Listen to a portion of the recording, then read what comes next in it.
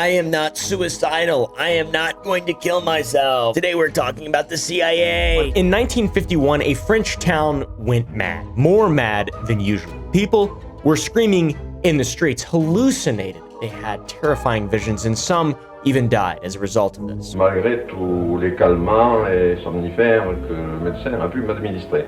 Alors il est évident que quand on reste 21 nuits sans dormir, l'esprit travaille. Et ma jeune fille avait des crises terribles d'hallucination, se dressant sur son lit. Was this mass hysteria or something far more sinister? It's in this video, so it was more sinister, probably, most likely. In fact, recently declassified CIA documents suggest this was not just a freak occurrence. Evidence points to a covert experiment gone wrong. In Pont-Saint-Esprit, they call it the cursed bread drama, because all of those who fell ill ate the bread from the Briand bakery. It's the first time in France that a whole village has gone mad. It made headlines in the press, who wondered, what could have caused this collective hallucination? An entire town was unknowingly dosed with LSD. What? That's what's happening to Kanye right now. Am I right, fellow separate from art from the artist people?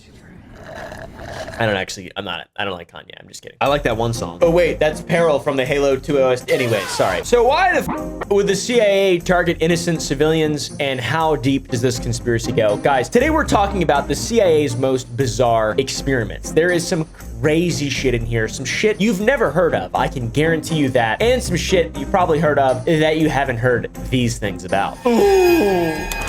In the early 60s, the United States Navy began training a small force of dolphins and other marine mammals. The goal was to protect our shores and ships by hunting for underwater mines, recovering test equipment, and even intercepting unauthorized swimmers. The Pont-Saint-Esprit incident of August 16th, 1951 stands as one of the most enigmatic events in post-war France. On the fateful day of August 16th, the tranquil town of Pont-Saint-Esprit was thrust into chaos as residents began experiencing severe psychotic symptoms. They were running around acting French. I'm French, I don't know. I'm not, I've got a lot of French DNA inside of me right now. That's why people don't like me. Some people just don't like me, and that's probably why. Over 300 residents from the town of Pont-Saint-Esprit began suffering from intense hallucinations, LSD type shit, violent convulsions, and acute gastrointestinal distress. Imagine being dosed with something like that, a very strong dose of LSD, something that is so strong and so powerful, and you have no idea what the fuck is going on, just... I'd have never done LSD. I don't know what it's like. I assume it's like that, though. Comment down below if it is people who have done LSD. The local medical infrastructure was quickly overwhelmed, and hospitals struggled to accommodate the influx of patients exhibiting the signs of some kind of severe toxicity. Terrible d'hallucination, se dressant sur son lit, voyant le sang qui tombait du plafond. And when nighttime came, even more chaos ensued. Those who witnessed these events dubbed it the night of the apocalypse. People everywhere were hallucinating. Je crois bien que c'était le pauvre Puche qui avait dit ça. Bien cher, il en est mort, hein. Il s'était mis sur le bord de la fenêtre. Il dit, regardez les gars, je suis une libellule. Oui, je crois qu'il a dit libellule. Il n'a pas dit hirondelle. Je suis une libellule. Je vole. One fellow screamed, I'm a plane! And then he jumped from a 2-story building, breaking his legs, getting up, and then running until his legs gave out. That is what was happening. Another more tragic story involved a young boy strangling his mother and grandmother and throwing them against a wall, causing them to break ribs. Others reported seeing a man freaking out, claiming he was being eaten by snakes. And there were reports of a young girl running around claiming tigers were hunting her. I often have dreams of snakes biting my feet and legs, and I can't run fast enough. Oh, I'm so slow. Oh, they're biting my feet and my legs. And then I just fall down, and then they bite me, and I just feel... I die like this. Help me! Originally, it was believed by some huge French geniuses that the cause of the sudden outbreak was due to moldy bread, and in the weeks preceding the incident, there were multiple mass food poisoning incidents in the area around the town. The baker was accused of poisoning, then the miller. Arrested and incarcerated, they were released after several months. They say that their confessions were made under duress, and above all, the evidence proved their innocence. and it was believed that mold on the bread was in some way psychedelic or something like that. I have no idea. I've eaten moldy bread and I felt fine. All right, dude, the other day I drank coffee that I set it in the sink and it went, it aerosolized. Dust came out of it. And I went, I sniffed that shit up, dude. Makes you strong. Makes you strong. However, a doctor of the town did notice that the symptoms people were experiencing were extremely similar to the symptoms or intended feelings produced by LSD. And in the early 50s, LSD and the study of it was quite recent. And due to the young nature of LSD, the theory of that went nowhere. This guy was just a total quack. Psychedelic mold! People thought that doctor was crazy though, because LSD was discovered in 1938, I believe. And due to the effects of LSD only being recently discovered, people just didn't listen to him, and his theory, his quack theory, went absolutely nowhere. What a goober. He should have screamed, "I'm a plane!" and jumped out of a window. That's funny. It's not, it's f***ed up, I'm sorry. But it is funny though, kind of. Wasn't even an awning in their direction. No, I know. Jumped 20 stories. Doesn't make sense, does it? Now, I may have laughed at the moldy bread theory, but the official explanation for this mass outbreak centered on ergot, which is a fungus, a mold, that LSD is actually derived from. People said that poisoning from that attributed to contaminated rye bread was the reason for the mass outbreak. The theory was widely accepted, but it still left many questions unanswered. The scale and intensity of the incident seem to surpass typical cases of ergotism, leading some to suspect alternative causes. And luckily, in recent years with the declassification, let me make sure there's no boogers in my nose. I feel like there's a huge booger in my nose. Nope, we're good. We're good. Anyways, and in recent years with the declassification of many CIA documents, we have this mystery reignited. There's been a reignition of interest in the Point Saint-Esprit case, and the suggestion is a potential link to covert LSD experiments. I have no doubt at all that Point Saint-Esprit was a U.S. Army covert experiment. The title of the documents that were declassified were Pont Saint-Esprit and F. Olsen files, SO Span France operation file, inclusive Olsen intel files. Hand carried to Belland, tell him to see it that these are buried. That's not good. That's a bad, scary title right there, dude. Tell him to see to it that these are buried. That means we're up to no good and we don't want anybody to know. That is the classic CIA. That is the classic CIA. I'm so excited for the JFK files to be unsealed. I want to see who killed JFK. All right, I want to see who killed the last great president. I don't actually know. I don't actually know. I really don't. Seemed like though. You know, if you really look at it real close, seemed like it. That's why they killed him. According to the journalist that uncovered these documents, Frank Olson, one of the CIA's lead scientists at the time and a key figure in the CIA's LSD research, was reportedly present in Point Saint-Esprit at the time of the incident. A specialist in chemical weapons, he carried out experiments on hard drugs like LSD. He was also in France a few months before the Point Saint-Esprit incident. Guilty. It turns out, guys, that the CIA was actually testing out a biological weapon that could disperse LSD into the air, and they chose Point Saint-Esprit as their test grounds. Le Cum du Fromage! What the Why would they do that? Why are we so evil? Why is America such an evil country? A little further into the documents, we learned that the team behind the creation of LSD was sent to the French town following the outbreak, which, huge red flag, and by this point, the world really knew nothing of LSD except for the US, who had been buying and experimenting with it since the 40s under the MK Ultra program. Ever heard of it? MK Ultra was a clandestine initiative that explored mind control techniques, basically. During this period of epic mind control, the agency was actively researching LSD's potential applications as a truth serum or incapacitating agent to be able to manipulate people and get them to say things that you want and control their minds. Funnily enough, and this is funny, one of the most well-known deaths caused by MK Ultra was that of Frank Olson, who was secretly dosed with LSD and said, "I'm a plane," and jumped out of a Pennsylvania hotel to his death. I made the plane part up, but he did. He did. That's what happened to Frank Olson. Prior to his death, he had become increasingly disgruntled with the experiments of MK Ultra and was believed by other members of the CIA to be a security threat. So he was drugged and murdered, it seems like. I don't really know, guys. There's a lot of questions about it. He jumped out of that tall ass building. Terrible. Sad, but also, you know, CIA, there's gonna be casualties. It's for world peace or whatever the f they say, whatever the propaganda is nowadays, and back then, and now, and before, and for all time, for all time. History is written by the victors, and we happen to be on one hell of a win streak. I'm just kidding. But like, not really though.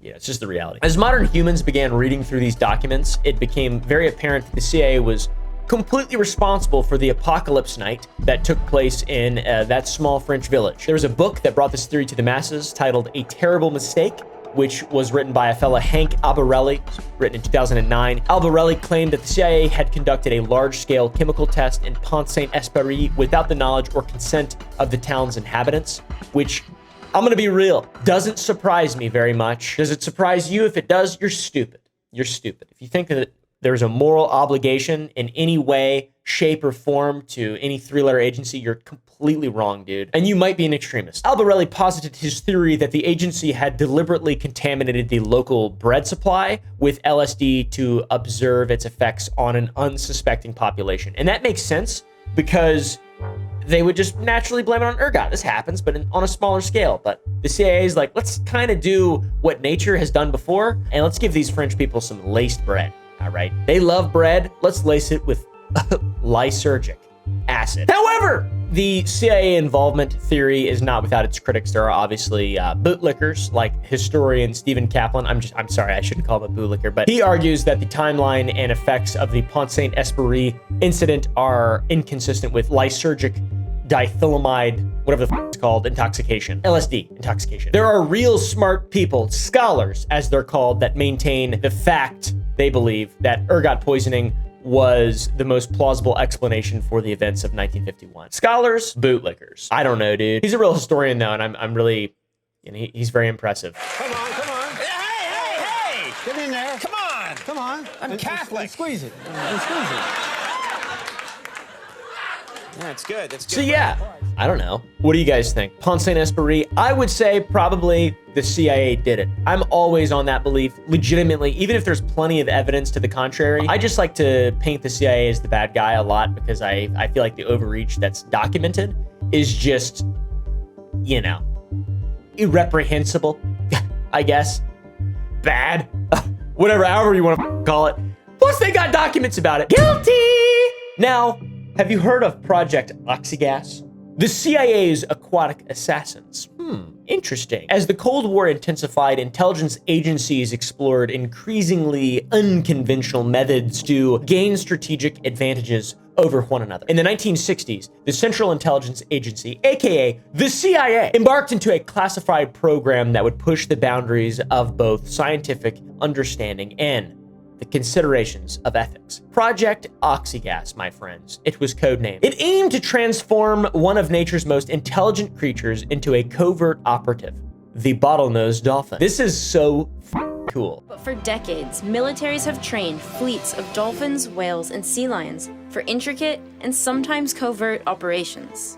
Dolphins in particular have become the watchdog for the US Navy over the last few decades, protecting military ships and bases from serious harm. The primary objective of Project Oxygas was to develop a cadre of aquatic assassins, quite literally, capable of attaching explosive devices to enemy ships and conducting underwater reconnaissance missions, legitimately using dolphins to do CIA shit. Documents reveal that at least 2 captured wild bottlenose dolphins were used in the initial stages of the project. These marine mammals were selected due to their advanced cognitive abilities and their complex social behaviors. Plus, they love gold, and you can just give them gold and they'll do anything.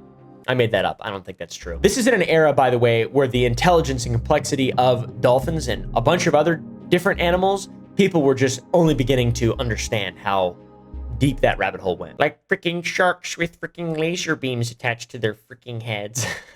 You know, I have one simple request, and that is to have sharks with freaking laser beams attached to their heads. Imagine if we had a strike force of dolphins. That'd be cool. Operation Dolphin Strike Force. CIA researchers employed conditioning techniques to train dolphins. Classic shit. Rewarding desired behaviors, encouraging repetition of those behaviors, and gradually shaping the dolphin's response to specific commands. Genius stuff. High level stuff. That's how I got my dog Frankie to sit, but just like slightly different. because she still can't attach bombs to enemy vessels.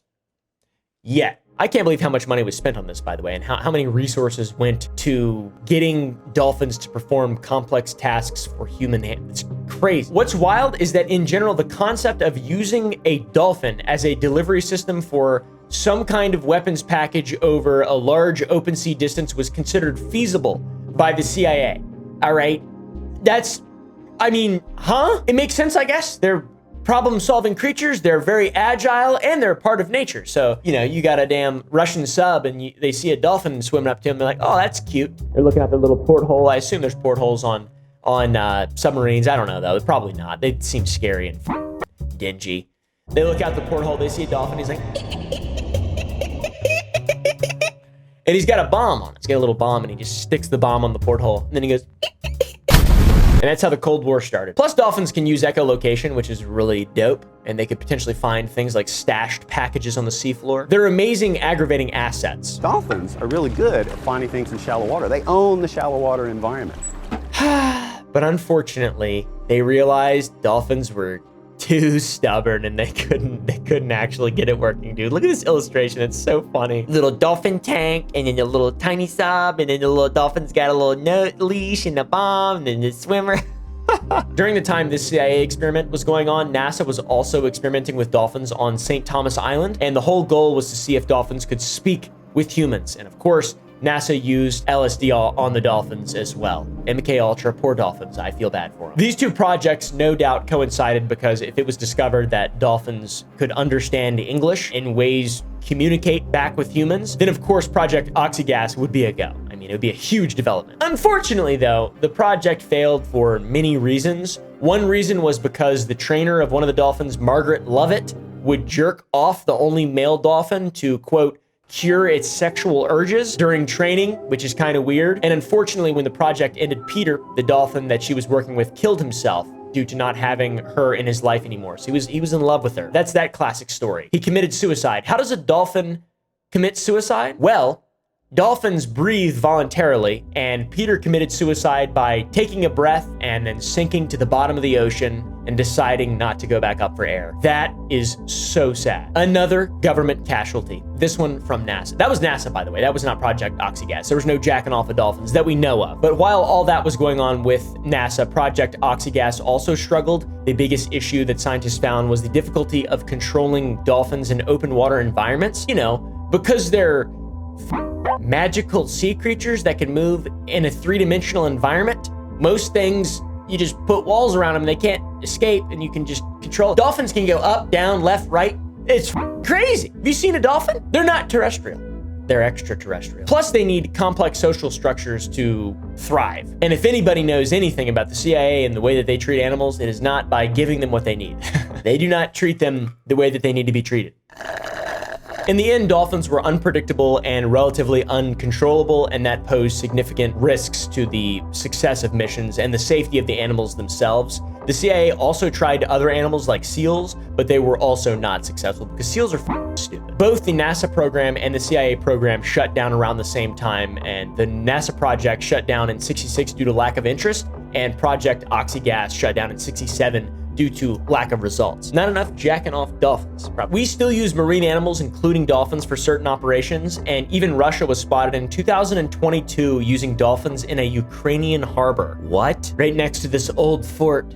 Thought that said old fart. Yeah, don't trust dolphins, dude.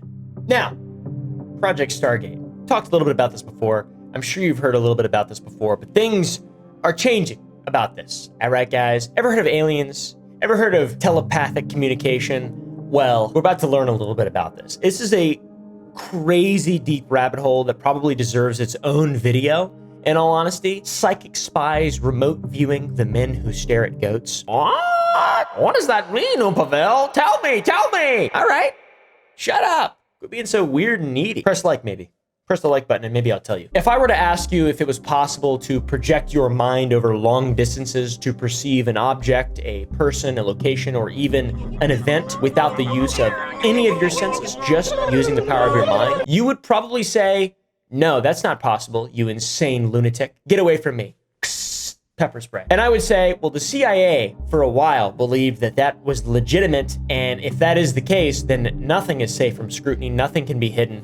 And you could be the most accomplished spy without ever having to leave a secure location. So get your fingers out of your nose and quit breathing through your mouth, because a psychic spy could be watching you suck down your boogers right now. Your Chinese spy, he's not actually watching you from a camera, he's watching you from his mind. Quick, picture an apple. This is telepathic clairvoyance, a form of parapsychology that would become known by the more popular term remote viewing by Harold Puthoff and Russell Targ, scientists at Stanford Research Institute who have published numerous books on psychic abilities. Remote viewing is defined as an experience either spontaneous or induced in which one's center of consciousness seems to be in a spatial location separate from one's physical body. This definition is found in a handbook of parapsychology by Benjamin B. Ullman. And I'd say that's pretty accurate. Look at this guy. He looks like he can transmute his mind through the world. The limitless possibilities and potential applications of magic basically piqued the interest of the United States government, and specifically the intelligence community, aka the CIA, all right? They explored this phenomena, and it would eventually result in what is known as Project Stargate, or the Stargate Project. Now, interest from intelligence agencies does predate the Stargate Project, and there's a lot of information on this, and you can find a ton of great, excellent, entertaining, informative content on YouTube if you want to search it up. But we're going to be going back in time briefly to the early 2000s, when this became publicly available information, when it was declassified. Remember, this is a bizarre experiments rabbit hole video, whatever the deepest, longest, most strange, bizarre CIA experiments. There are two declassified documents that we will be reviewing in particular. On May 22nd, 2002, 1 year after the tragedy, a document was declassified called An Evaluation of the Remote Viewing Program, Research and Operational Applications Draft Report.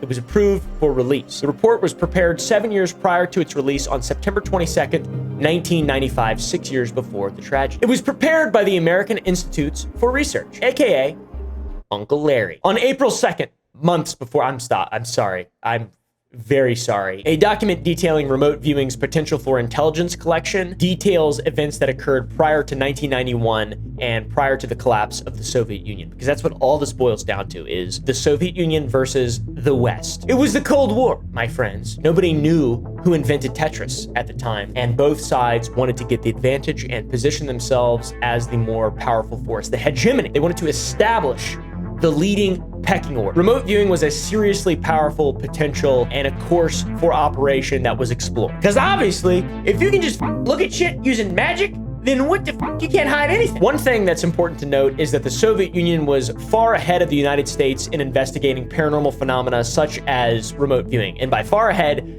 we're talking about 25 to 50 years ahead. Major General George J. Keegan, former Assistant Chief of Staff for Intelligence in the United States Air Force, stated the following: "The Soviets are working on dramatically exotic new weapons, 25 years ahead of anything ever conceived in the US. So awesome as to lead the Soviets to believe that in the coming decade, they would be capable of total neutralization of ballistic and submarine missiles." Now, they said this shit, and that still hasn't happened, so that's nonsense. That's a quote from 1977, obviously bullshit. The neutralization of the United States missile arsenal never happened. That guy was an idiot. That's why I gave him the idiot voice. But the important thing is, what tests and compelling results led them to believe that this could potentially be the case? How could someone with so much stuff say that? By stuff, I mean those little things. Metals. What are those called? Metals. That's what they're called, yeah. So much.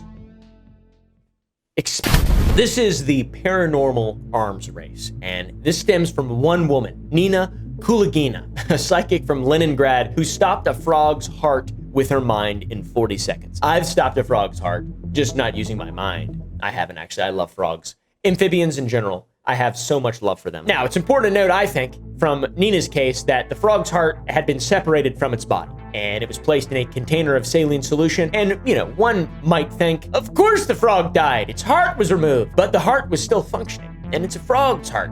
It's small and just keeps on beating, I guess. I don't know how the f works, but they had a cardiogram attached to monitor the heartbeat, and it would have failed on its own in 2 hours, but Nina's mental concentration was pronounced to have stopped the heartbeat with abruptness after seemingly creating a sudden burst of electric energy. She went like destruction magic, dude. That's crazy. She also is lifting this ball somehow, probably with a string. I assume. She looks really smooth and weird.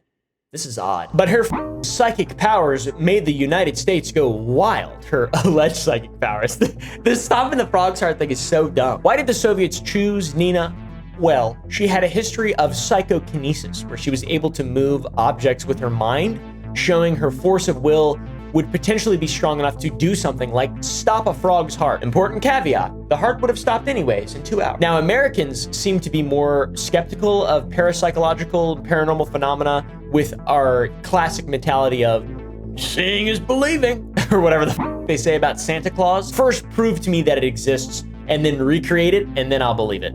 Kind of a science thing or something. But the Soviets, they were just like, wow, seemed like, wow. No wonder their union fell. It took ours a little longer. For some reason, the Soviets were much more open to studying unproven phenomena with the mentality of, we believe that something exists that has no normal rational explanation. Let us investigate it. That seems like a pretty healthy mindset, actually. And another reason it took us so long to investigate is because government and military officials from the American side feared humiliation for accepting the existence of psychic phenomena, which caused a level of hesitation to take it seriously. Until, of course, the 1970s, when Harold Puthoff and Russell Targ convinced the intelligence community that remote viewing could be a viable collection tool for intelligence, and that was following controlled experiments at the Stanford Research Institute, my friends. In these Stanford experiments, a psychologist would sit with a psychic subject in a lab while a scientist would stand somewhere unknown to the psychic, maybe a vast distance, maybe a short distance in another room, and the psychic would describe the site with a shocking level of accuracy. It's really interesting. It's really interesting. Him before? No, I've never met him before. This is the only information that Joe gets. It's something to concentrate on. Okay. First impression that I'm getting is of what I would call an inside corner. This paranormal weapons race became similar to the space race, but it was the race of psychic supremacy, and the US feared that they were losing, likely to their delayed development and entrance to the race, because we were just too proud, I guess. But alas, I don't see any psychic shit going on now, so I have no idea what the that just seemed like nonsense. It feared them a little more when they started to think about the fact that, oh, maybe the Soviets are remote viewing to access us. Maybe they're looking at us right now. That'd be so, imagine that, you just couldn't hide. That would suck. I feel like things would be way worse or way better if that was a real thing that actually existed. There would be no secrets ever, and then it would just be a simulation. They just have to keep everything going so they can make money. They can keep feeding that beast on Jekyll Island, the Federal Reserve, my friends. That's the real enemy we need to unite against. Let's take a moment to look a little more deeply into the experiments conducted by Harold Puthoff and Russell Targ, the pioneers of remote viewing at Stanford Research Institute. The first experiment was as follows. A remote viewer and interviewer, neither with any information on what would be the subject of the remote viewing session, would be placed in a windowless room while a researcher who would be the conduit for the remote viewer was randomly given one of 60 target cards with a location that was within a 30-minute drive time of the institute. They would go there, and the remote viewer would have to draw and describe the target site while the researcher remained there for 15 minutes observing the location's surroundings. Later, the three would visit the site together and evaluate the viewer's ability. Very, very, very strange indeed. Now, the second experiment was to test resolution capability of remote viewing. A remote viewer and an interviewer were again placed in a windowless room. This time, the target person would go to a location, but rather than focus on the location itself, the focus was on identifying an item concealed on the target person contained within a 35mm film canister. Again, the location was randomly decided, and a fourth person was responsible for placing 10 items into the film canisters and securing them into a locked safe. So neither the remote viewer, nor the interviewer, nor the target person ever knew what was being held or where the target person was headed to. So strange. They got the drawings of these things. It's startling accuracy. I mean, they're PDF scans of the experiment, the docs. They're low quality, but it's crazy, dude. Look at this. Spool. Huh? How you know that? Huh? It's definitely something thin and long. What are you saying right now? It's not that bad though, is it? Look at this. There was a curled up leaf.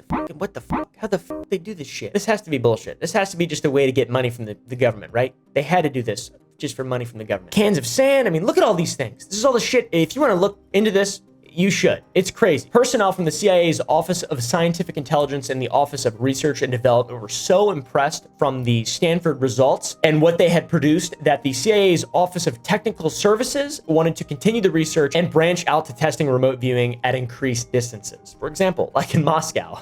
And they even had some fairly accurate viewing targets there and some pretty good results. But it's low res though. It's just low res though, you know, it's like, this is what it really looked like and this is what they drew. That's bullshit, dude. How are you supposed to do that?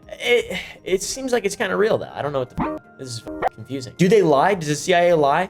Do they lie? Is the government allowed to lie? Is this real? Because this is crazy. Look at this typewriter. What the dude, I'm freaking out right now. Pat Price, the former vice mayor of Burbank, California, and also ex-police commissioner, became one of the most successful remote viewers of all time. One example being when he precisely described an area, building, interiors, equipment, names on desks, as well as dozens of labels from file folders that were locked within a file cabinet 135 miles away. How the is that even possible? He was right. Exactly right. That's scary. It's highlighted on the page right there. This has to be a scam, right? Scam. Price was also tasked with doing real intelligence gathering at a Soviet research and development facility. Obviously, that was the whole point of all this shit. The facility had a tall crane and 4 oil derricks, which Price was instructed to focus on the coordinates of these structures, and he also possessed a map marked with the facility's locations in front of him, so he had some information. The next day, when Price returned with the results of his viewing, he'd drawn a damned big crane, but never mentioned the oil derricks. And when asked why he didn't mention the derricks at all, he said it was because they were no longer there. And get this, in the 3 months since the intelligence used for the viewing had been taken, 2 of the 4 oil derricks had been partially deconstructed, which was shown in new photos taken of the facility. How the did he know that? He had some descriptions and his drawings had some incredible detail, like, for example, like knowing the crane was on tracks with a set of 4 wheels and had a centrally located lift, but there were discrepancies in his viewing, old intel used for the viewing, and the new intelligence. The test was dismissed because there was no control and some of the information Price had provided was wrong. 2 of the derricks were still there, even though he was like, well, they're not there, but they were kind of not there, and they were, maybe he was seeing into the future. So I don't know. Take that what you will. Pat Price.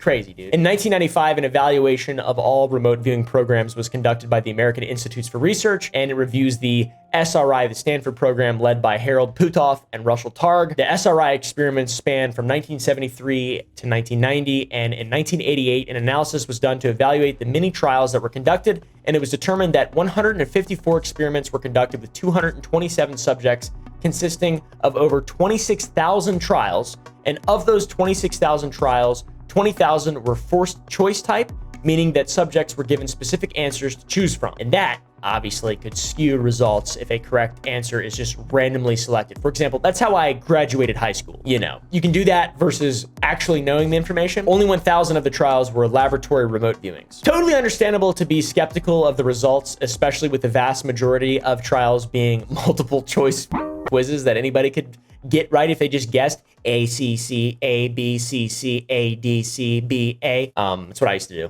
But of course, the evaluation that was done by the American Institutes for Research reviewed this 1988 analysis and in 1995 and stated that if the findings were a result of chance, like what I'm saying, then these extreme findings, even the chance random ones, would have been very few. 1 in 1,020 due to the amount of variation, but the results that were achieved far exceeded that, which means there's a little bit of weight to it. A lot of weight to it. There's psychics out there. Don't kill me, all right? We're twin flames, you and I. Shut up. Because of the statistical anomaly where their results far surpassed what should have been possible, the analysis states another explanation must be found because it was just random. Doesn't work. Perhaps there were methodological problems, but the experiments disproved that possibility as well because the same levels of functioning continued throughout the entire program, especially in later experiments when the most prolific group of subjects were labeled G1, were active later in the program with the best remote viewing results. And that was when the methodology of the program was at its best. So one might think that the forced choice experiments would have better chances of getting correct answers and have results affirming the merits of remote viewing, given the fact that you have a guaranteed 25% chance to get a 4-answer question correct and a 50% chance for a yes or no question. But the SRI programs have had sort of opposite results. They're statistical anomalies. It's really interesting. The free response remote viewing exercises where subjects were told to simply describe what they saw were more successful than the forced choice ones. The analysis also stated that there were 6 individuals whose performances far exceeded that of other participants. They were magic! Their impressive performances consisted under various forms of changes and alterations, showing that they could substantiate results, and the results were not a result of chance or guesswork. So magic is real, my friends. Thank you to the CIA and the Stanford Research Institute for figuring that out for me. Thank you. The analysis also found that no amount of distance shielding or electromagnetic shielding could inhibit performance or the quality of the remote viewing. We've exclusively covered the experiments of the Stanford Research Institute, but the Stargate project spans many such types of programs seeking to determine the power of the human mind and what humans are capable of in the paranormal realm, like stopping a frog's heart faster than 2 hours. Potentially the craziest thing about remote viewing is that in the analysis, it is compared to other skills like sports or music. In those skills, ability will differ across individuals, and while only 1% of volunteers were consistently successful at remote viewing, it may be something that anyone can do, and that's a sentiment that is shared by John Cook, a remote viewer who was interviewed by Vice to try and understand the science behind the phenomenon. Is remote viewing an extra sense? It is a sense that every human being has to varying degrees. The ability or the aptitude for it is distributed in the general population, probably something like musical inclination is. Some people can't play a violin to save their life. Other people, they're 4 years old and they're up on stage and they're blowing your mind. Anyways, thanks for watching, guys. If you enjoyed, press the like button down below. Go watch the second channel, Oompa TV. Go watch the gaming channel where I do devlogs and I make video game. All right. Anyways, thank you guys so much. Go to sour.gg, buy some candy. I'll see you in the next one.